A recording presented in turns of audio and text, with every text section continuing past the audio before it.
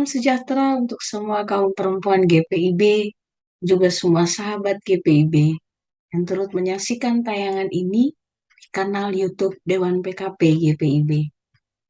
Gimana kabarnya? Semoga semua berada dalam keadaan baik dan sehat, khususnya ibu-ibu kaum perempuan GPIB.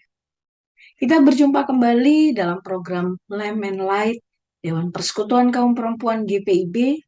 Dalam episode kali ini bersama saya Pendeta Stera Gerits yang akan merenungkan kisah Maria dan Marta.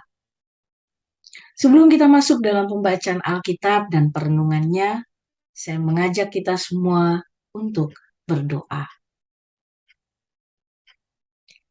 Allah yang Maha Pengasih, yang kami kenal melalui Yesus Kristus, Juru Selamat kami, dan dengan pengasihan kuasa Roh Kudus. Engkau Allah yang baik, yang senantiasa mengaruniakan kami hikmat dalam menjalani hidup. Kami bersyukur melalui media seperti ini, kami tetap dapat mendalami kisah Alkitab, secara khusus tokoh-tokoh perempuan. Ketika kami akan membaca dan merenungkan firman-Mu, turunlah Roh Kudus atas kami, sehingga perenungan ini menjadi kekuatan dalam laku iman sehari-hari. Dalam nama Yesus Kristus, firman yang hidup, kami berdoa. Amin. Pembacaan Alkitab kita pada episode Lamb and Light kali ini terambil dari Injil Lukas, pasalnya yang ke-10, ayatnya yang ke-38, hingga ayatnya yang ke-42, yang mengatakan, ketika Yesus dan murid-muridnya dalam perjalanan, tibalah ia di sebuah kampung. Seorang perempuan bernama Marta menerima dia di rumahnya. Perempuan itu mempunyai seorang saudara yang bernama Maria. Maria ini duduk dekat kaki Tuhan dan terus mendengarkan perkataannya. Sedang Marta sibuk sekali melayani. Ia mendekati Yesus dan berkata, "Tuhan, tidakkah Engkau peduli bahwa saudaraku membiarkan aku melayani seorang diri? Suruhlah dia membantu aku." Tetapi Tuhan menjawab, "Marta, Marta, engkau khawatir dan menyusahkan diri dengan banyak perkara. Tetapi hanya satu saja yang perlu. Maria telah memilih bagian yang terbaik yang tidak akan diambil daripadanya." Maria dan Marta. Kemungkinan besar cerita ini sudah sering kita dengar. Dua saudari yang memperlihatkan sikap yang berbeda dalam melayani Yesus. Namun, kita tetap dapat bisa belajar banyak dari dua sikap ini. Maria duduk dekat kaki Tuhan dan terus mendengarkan perkataannya. Marta sibuk sekali dengan melayani. Ketika Yesus mengatakan di ayatnya yang ke-42, Maria telah memilih bagian yang terbaik, maka secara tidak langsung kita diajak untuk memilih sikap yang dilakukan Maria. Sepertinya terlihat mudah pilihan Maria ini. Tinggal duduk dan mendengarkan. Tetapi apakah memang semudah itu memilih duduk dan mendengarkan? Lalu pada sisi Marta, dengan kesibukan yang dilakukannya, apakah kemudian yang dilakukan Marta adalah tidak baik? Padahal bukankah yang dilakukan Marta itu justru hal yang lazim? Ketika pada cerita ini di ayat 38 dikatakan bahwa Marta menerima Yesus dalam rumahnya. Maka Marta punya kewajiban untuk menjamu yang terbaik. Yang dilakukan Maria adalah baik adanya, sebagaimana yang Yesus nyatakan. Tetapi ada hal yang perlu kita sadari bersama, bahwa bukan berarti yang dilakukan Maria dengan duduk dekat kaki Yesus dan mendengarkan perkataannya dilakukan tanpa risiko. Maria memilih sikap yang tidak aman pada masa itu. Pada masa kini kita mungkin melihat, mudahlah apa yang dilakukan Maria itu. Hanya duduk dan mendengar. Tetapi tidak demikian pada masa itu. Kala itu yang bisa duduk dekat kaki guru dengan hanya mendengar dilakukan oleh laki-laki. Terlebih sang guru adalah seorang laki-laki. Dari sini kita melihat bahwa yang dilakukan Maria adalah pilihan yang baik, bahkan terbaik sebagaimana Yesus nyatakan, tetapi ia melakukannya bukan tanpa resiko. Karena Maria sedang menerobos kebiasaan yang ada saat itu. Kemudian Marta, bisa kita katakan sikap Marta justru dipandang sebagai sikap yang lazim pada masa itu. Karena memang para perempuan akan mengurus pelayanan di dalam rumah. Tidak secara detail diceritakan apa sebenarnya yang disiapkan Marta, tetapi beberapa penafsir menuju pada menyiapkan jamuan meja. Karena kata yang dipakai dalam teks ini untuk menggambarkan Marta yang sedang melayani adalah diakonia. Dan sama pastinya ya, ketika kita menerima seseorang di rumah, ya, maka kita akan menyiapkan jamuan. Marta pun melakukannya, terutama karena ia merasa bahwa ia adalah seorang yang mengundang Yesus datang ke rumahnya, maka ia perlu menyiapkan segala sesuatu untuk menjamu Yesus. Marta melakukan hal yang biasa dilakukan, dan Yesus sendiri juga tampak tidak terlalu mengambil pusing dengan pilihan Marta yang memilih sibuk melayani. Diakonos tadi. Yesus mulai menanggapi Marta ketika Marta mulai mengeluarkan keluhannya. Marta mengatakan, "Tuhan, tidakkah engkau peduli bahwa saudaraku membiarkan aku melayani seorang diri?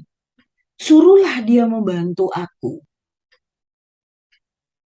Yesus menjawab dengan menyatakan, "Marta, Marta, engkau khawatir dan menyusahkan diri dengan banyak perkara."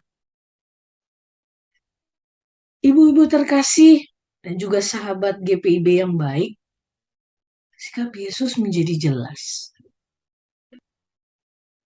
Sebenarnya Yesus tidak mempersoalkan pilihan Marta yang melayaninya untuk menjamunya. Tetapi Yesus bereaksi ketika Marta mulai mengeluhkan pilihannya karena ia terganggu melihat pilihan Maria. Pada saat yang sama, Yesus juga tidak mempersoalkan pilihan Maria yang memilih duduk di kakinya dan mendengarkannya, meski bisa jadi Yesus juga tahu bahwa apa yang dilakukan Maria tidak sesuai dengan kelaziman saat itu. Dan jika ada yang lain melihat apa yang Maria lakukan, sikap yang Maria buat, mungkin bisa jadi Maria juga akan ditentang. Merenungkan teks ini, saya mengajak ibu-ibu sekalian serta sahabat GPIB untuk juga melihat tanggung jawab atas pilihan hidup kita. Dalam kisah Maria Marta, baik kita memilih untuk duduk diam dalam kontemplasi mendalam, mendengar suara Tuhan, ataupun memilih untuk beraksi dalam tujuan diakonia. lihatlah bahwa sikap kontemplatif Maria bukanlah tanpa resiko. Jika kita berada pada pilihan sebagaimana Maria, maka kita berhadapan dalam keadaan yang rentan ditentang. Dan jika memilih beraksi dalam diakonia, maka tidak baik untuk mengeluhkannya, karena sejak awal kita sendiri yang telah memilih jalan aksi diakonia. Jangan terganggu melihat pilihan orang lain yang tampak sepertinya mudah, padahal belum tentu mudah. Yesus sedang tidak mempersoalkan pilihan Marta yang memilih sibuk melayani, tetapi keluhan Marta yang mengganggu, itulah yang kemudian membuat Yesus bereaksi. Ibu-ibu dan sahabat GPIB, setiap orang memiliki caranya masing-masing untuk merasakan kedekatan dengan Tuhan. Marta merasa bahwa dengan menjamu yang terbaik untuk Tuhan adalah pilihannya. Dan Maria merasa bahwa dengan duduk di kaki Tuhan dan mendengarkannya adalah pilihannya.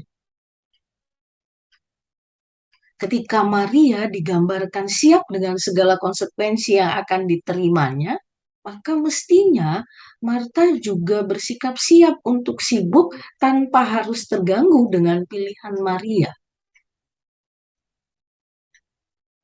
Pada akhirnya, kita mungkin dapat merenungkan sikap keduanya dalam hidup masa kini. Pilihan Maria dan Marta adalah pilihan yang baik.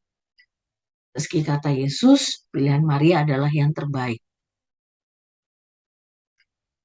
Menjadi terbaik karena Maria menyadari pilihannya dan konsekuensi yang akan dihadapinya. Yang berbeda dengan Marta, yang kemudian dia mau memilih pilihan itu, tetapi kemudian ia mengeluhkannya. Setiap orang punya pilihannya masing-masing untuk menjadi dekat dengan Tuhan dan memberikan yang terbaik buat Tuhan. Sehingga Gary Thomas, seorang penulis buku Secret Pathways, dia memperlihatkan ada 9 tipe spiritualitas. Apa bisa ada 9? Karena menurut Gary Thomas, setiap orang punya tipenya sendiri, bagaimana kemudian dia merasakan kedekatannya dengan Tuhan. Terjemahan ke-9 tipe spiritualitas ini saya menggunakan kutipan Yos Adi Prasetya dalam buku Labirin Kehidupan Kedua. Ada 9 tipe spiritualitas. Saya mencoba mencontohkannya 2 tipe. Yang pastinya setiap tipe memiliki cara yang berbeda dalam mendekatkan dan merasakan Tuhan, kehadiran Tuhan. Seperti contohnya, tipe naturalis. Mereka yang memilih dekat dengan Allah, tipe ini, mereka yang memilih dekat dengan Allah tetapi tidak dalam ruang tertutup. Mereka keluar dari pintu. Mereka akan merasakan kehadiran Allah dalam sungai yang mengalir, kaki yang menyentuh rerumputan, dan pandangan luas kepada pepohonan dan langit yang biru. Itu tipe naturalis. Ada juga tipe pemerhati. Dalam catatan kita tadi, atau caregiver. Nah, dalam tipe ini mereka yang memilih dekat dengan Allah dengan jalan memberikan perhatian dan kasih sayang kepada mereka yang membutuhkan. Seperti mereka yang ada di penjara, memberikan bantuan sekolah kepada anak-anak, menopang panti jompo, hingga memberi makan pada orang-orang yang tidak mampu yang ada di sekelilingnya. Sehingga dari tipe-tipe ini kita melihat bahwa ada banyak orang dan ada banyak pilihan cara setiap orang untuk mereka meningkatkan spiritualitasnya, mendalami dan merasakan kedekatannya dengan Tuhan. Dan ketika kita melihat Maria dan Marta, ya, kita juga mencoba untuk melihat bahwa ada pilihan yang dilakukan oleh mereka untuk mereka merasakan kedekatan dengan Yesus. Setiap kita memiliki pilihan yang berbeda ketika kita melayani Tuhan, untuk merasakan kedekatan dengan Tuhan. Hal yang penting untuk kita ingat bersama, ketika pilihan itu diambil, bertanggung jawablah. Dan jangan terganggu dengan pilihan orang lain. Jangan terganggu dengan kenyamanan orang lain. Pilihan melayani Tuhan bukan hal yang tanpa resiko atau tanpa konsekuensi. Oleh karena itu, tetaplah menjalani pilihan kita dengan tanggung jawab dan kesetiaan. Amin. Mari kita berdoa. Terima kasih Tuhan untuk waktu dan kesempatan jika kami boleh merenungkan kisah Alkitab, sosok Maria dan Marta. Berikanlah kami hikmat Roh Kudus, agar apa yang boleh menjadi perenungan kami, itu pun kami lakukan di dalam kehidupan kami sehari-hari. Sikap melayani sebagaimana Maria, sikap melayani sebagaimana Marta, menjadi inspirasi bagi kami, kaum perempuan GPIB, dan juga setiap kami yang ada pada saat ini, untuk bertindak, berpikir, untuk merasakan kedekatan dan kehadiran-Mu sehari-hari dalam sebuah pilihan yang bertanggung jawab dan kesetiaan. Terima kasih Tuhan.